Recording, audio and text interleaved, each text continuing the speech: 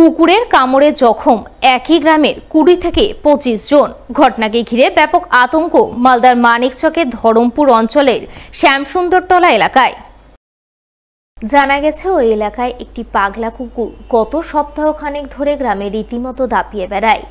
যাকে সামনে পায় তাকেই কামড় বসায়, কাউকে কাউকে কামড় দিয়ে গুরুতর জখম করে। তবে শুধু মানুষ নয়, বেশ কয়েকটি গবাদি পশুকেও ওই পাগলা কুকুর কামড় দেয়। সব মিলিয়ে কুকুরের কামড়ে গুরুতর জখম হয় 20 থেকে 25 জন গ্রামবাসী। তাদের মধ্যে বেশ কয়েকজন এখনো হাসপাতালে চিকিৎসাধীন, অনেকে আবার হাসপাতাল থেকে ছাড়া পেয়ে বাড়ি ফিরেছে।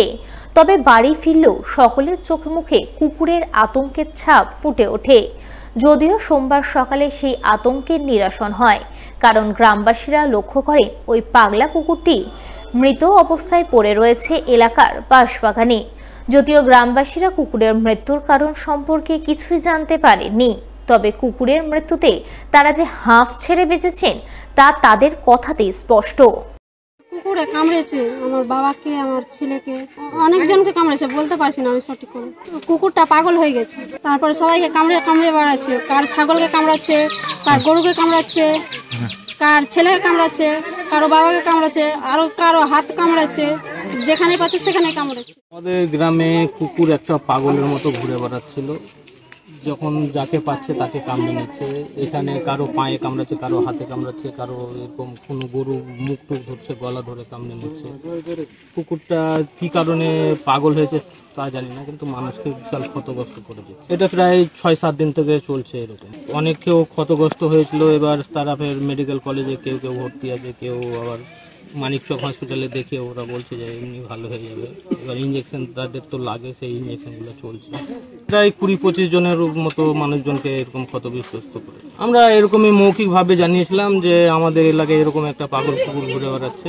ওরা বলছে ঠিক আছে, আমরা ব্যবস্থা নেব। এইভাবে না, এবার দেখছি যে কি ব্যবস্থা তো কিছু এরকম চলছে, এখন তো কোনো হয়নি। আমরা সকালবেলা শুনলাম যে কি কুকুরটা নাকি একজনের বাড়ির পাশে বাঁশবাগানে মরে পড়ে আছে।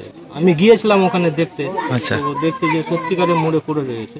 মারার কারণটা তো কেউ বলতে পারছে না যে কিভাবে মারা গেল। রবিবার ছিল শ্রী শ্রী সারদা মায়ের পূর্ণ জন্মতিথি, আর এই তিথিতে বিশেষ উদ্যোগ গ্রহণ করলেন মালদা প্রেস অ্যান্ড ফটোগ্রাফার্স অ্যাসোসিয়েশনের সদস্যরা।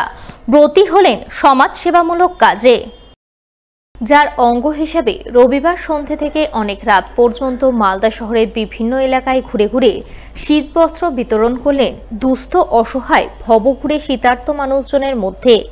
এদিনের এই সমাজসেবামূলক কাজে হাজির ছিলেন মালদা রামকৃষ্ণ মিশনের মহারাজ স্বামী তপোহারানন্দজি, ইংরেজবাজার থানার IC Sanjay Ghosh, town OC Gautam Chowdhury, বিশিষ্ট সমাজসেবী সৌভিক সরকার সহ মালদা প্রেস অ্যান্ড ফটোগ্রাফার্স অ্যাসোসিয়েশনভুক্ত সাংবাদিক ও চিত্র সাংবাদিকরা।